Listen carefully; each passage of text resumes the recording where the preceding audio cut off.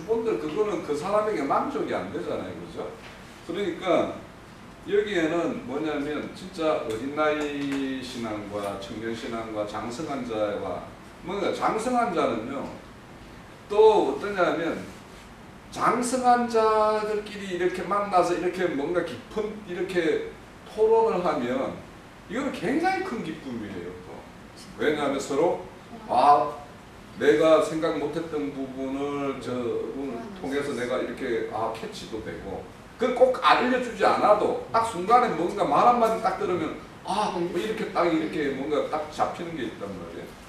이렇게 왜 옛날에 이 무협지 같은 다음에 무림의 고수들이 고수를 만나면 이렇게 한 합을 이렇게 겨라보지만 거기에서 선부가 중요한 게 아니잖아요. 그런 것처럼 이렇게 뭐냐면 사람은 자기 속에 있는 것을 펼치지 않으면 이게 닫혀 있게 되면 굉장히 답답함을 느끼는 거예요.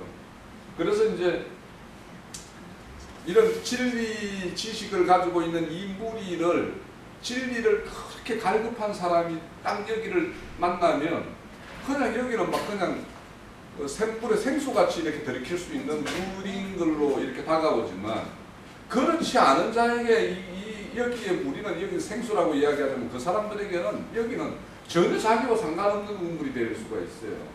그러니까 여기에 또 이제 그 친구의 벗이 떡을 이렇게 먹이는 거는 육신의 어떤 뭐 삼시세끼 뭐 이런 것도 있을 수 있지만 실질적으로 왜 그 우리 마태복음 13장에 보면 천국 그 서기관은 애것이나 새것이나 이렇게 천국 곳간에서 내서 막 이렇게 공급하는 자가 되잖아요.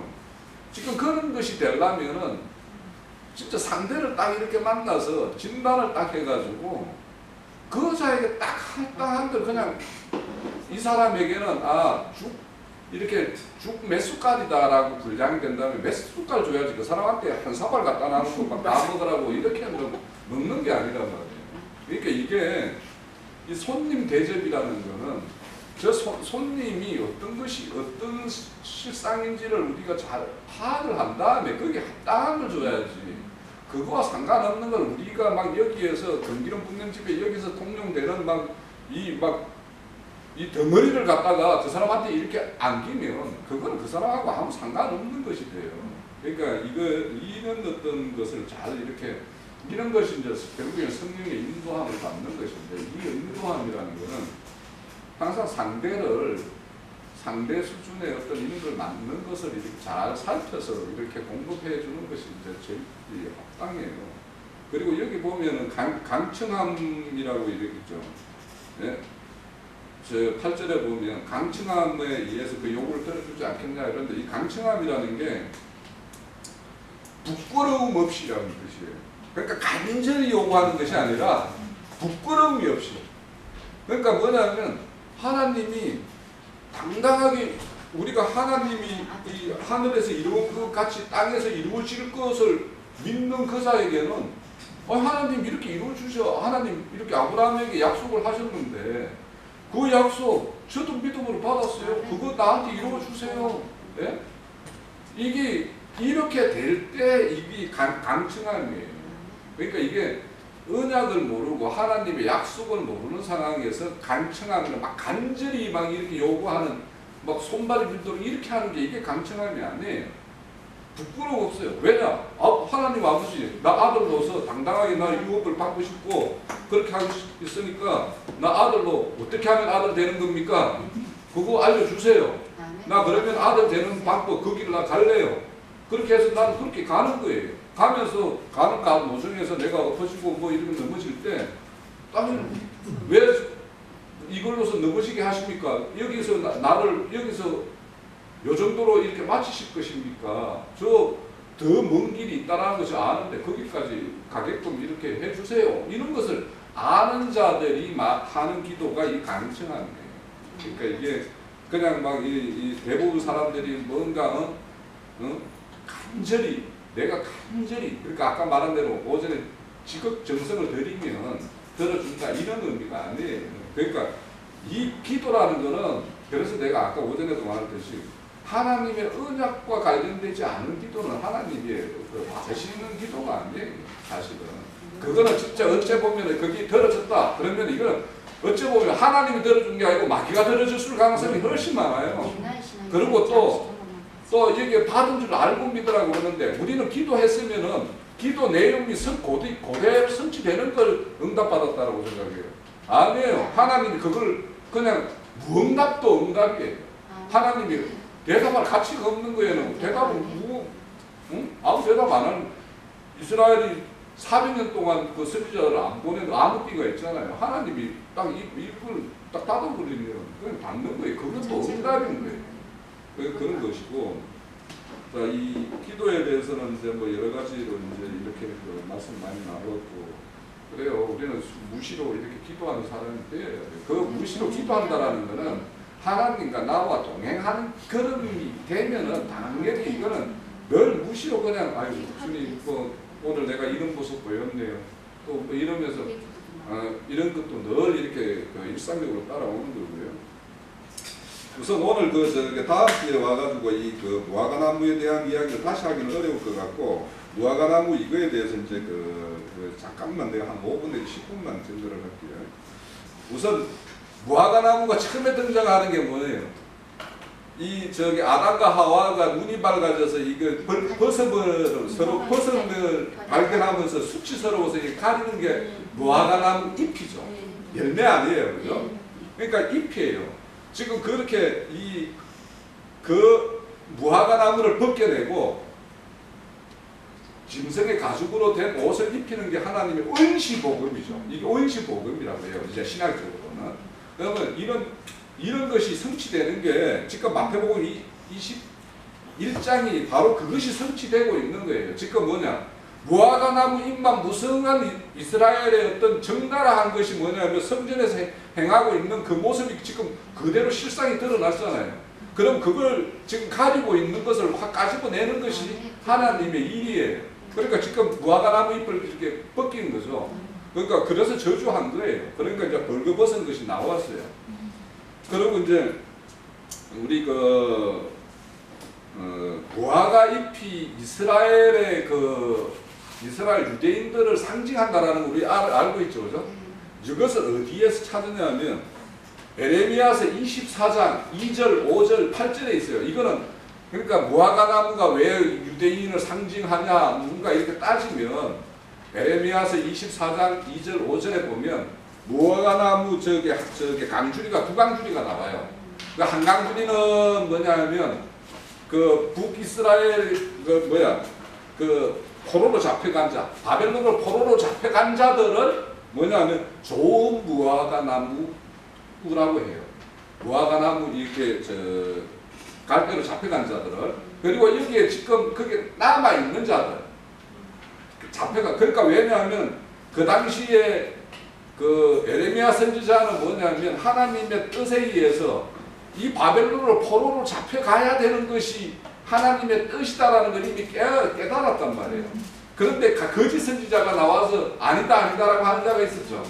그러니까 그 자들처럼 이렇게 그 사람의 말을 듣고 이렇게 남은 자들이 있어요. 그래서 남아있는 자들은 나쁜 이렇게 무화과라고 이야기하는 것이 에레미야 24장 2절, 5절, 8절에 보면 이렇게 펼쳐져 있어요. 그래서 이제 그 무화과나무는 이제 그렇게 그 유대인을 상징한다라는 것이고 앞서 말한 대로 무화과나무 아래 있다 이러면은 이것이 뭐냐면 하나님의 어떤 축복 가운데 있는 아주 편안한 상황에 있다라는 것을 상징하는 걸로도 많이 언급을 하고 있어요. 성경에는. 그거는 열왕기 4장 25절이나 미가서 4장 4절이나 스가랴서 3장 10절이나 이런 데 보면 무화과 아래에 거한다 이런 거는 뭐냐면 평화와 번영된 그런 상황을 이렇게 설명하는 걸로 이렇게 이야기하고 있고 무화과 잎이 마른다 이런 성경 구절은 많이 나와요. 또 그거는 이제 하나님의 어떤 심판이 임하는 어떤 이런 걸로 이렇게 많이 나와요. 그래서 이제 이 아까도 말씀드렸던 무화과 나무는 천열매가 있어요. 천열매 그거는 파괴라고 그랬어요. 그 파괴는 묵은 가지에서 나오는 거예요.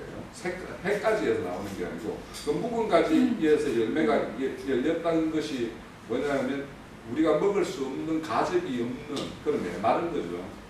근데 이제 우리가 무화과나무를 한번 가만히 생각해 보면 무화과나무가 진짜 꽃이 없어요? 있어요. 속엔 빛이. 무화과나무가 꽃이 없어서 무화과라고 이야기하잖아요. 그런데 그게 무화과는 실질적으로 쏙으로 꽃이 피는 거거든요. 그러니까 이게 굉장히 영적인 거예요. 그러니까 우리가 겉은 늘 갖게 뭐 저기 윤자매님이 예수님을 뭐 이렇게 영접을 했을 때나 안 했을 때나 그 모양은 뭐 별반 뭐 별로 다른 거 없잖아요, 그죠? 그렇지만 우리 마음 속으로는 하나님의 어떤 아름다운 걸로 지금 이렇게 꽃피어가고 있는 거죠. 그래서 그 꽃즙이 이제 이게 그 열매가 되는 가집이 되는 것인데, 그래서 이 아까 말씀드렸듯이 마가복음에서 왜 때가 이르지 않았는데 심판을 하냐? 그거는 첫 열매. 그러니까 첫 열매를 그렇게 이렇게 성경에 이렇게 곳곳에 보면 첫 열매를 그렇게 보고자 하는 그런 갈망한 것이 나오는 이유는 첫 열매 이후에 두 번째, 세 번째 열매가 그거는 기대가 되는 바가 있기 때문에 그래서 그거를 그렇게 첫 열매를 강구하는 거예요. 그러니까 우리는 이제 유대인들의 어떤 그 강약길을 행할 때 애굽에서 났던 자들이 다 멸해지고 그 강약길에서 노정에서 난 자들이 가나안 땅에 들어가는 것처럼 세순의 난 자들만이 이렇게 가나안 땅에 들어간다라는 것도 주님의 이 무화과나무 첫 열매가 없음으로 인해서 그거에 대해서 우리 인간적으로는 애달픈 일이지만 하나님께서는 반드시 둘째 열매를 취하는 것이 그 하나님의 어떤 그런 성지의 어떤 그런 것이다라는 걸 우리는 이제 잘 알고 있어요. 그래서 이제 이렇게 해서 하는데 그 열매에 보면은 우리가 흔히 회개하라 뭐 이런 것도 많아요. 그래서 우리가 흔히 열매라고 말하면 성령의 9가지 열매만 자꾸 이야기하는데 사실은 성경에서는 회개의 열매가 가장 중요해요. 우리가 어떤 말씀을 취할 때마다 그 순간순간에 우리가 말씀의 앞에서 나의 어떤 어두움의 실체가 드러나서 이것이 새롭게 빛에 의해서 조명받아서 밝은 가운데로 가고자 하는 그런 어떤 회개의 열매가 가장 중요하고, 그 다음에는 결국에는 그런 회개의 열매의 결실이 이렇게 내 안에 이렇게 다져지고 이렇게 축적이 되면 그거에 의해서 사실 순종이 되는 거예요. 순종이라는 게 어느 날 막 순종이 되는 게 아니라 여기 뒤에도 보면은 이제 그 큰아들, 작은아들 이야기가 나오잖아요. 그래서 이것도 뭐 물론 유대인의 첫 아들은 유대인이라고 하고 둘째 아들은 뭐 이방인이라고 이야기할 수 있지만 그 어떤 종교적인 습성, 무화과나무 잎으로 무성한 그것들이 벗겨지지 않으면 이 사람 앞에서는 회개의 것도 기대할 수가 없고 또 순종의 열매가 기대할 수도 없어요. 또 마가복음에서는 용서라는 또 용서의 열매도 이게 열매예요, 우리가. 그러니까 이런 것들이 다 어우러져서 그것이 다 성령의 열매 9가지로 나오는 거지. 뭐 그게 어떻게 열매를 뭐 9가지로만 규정할 수 있겠어요.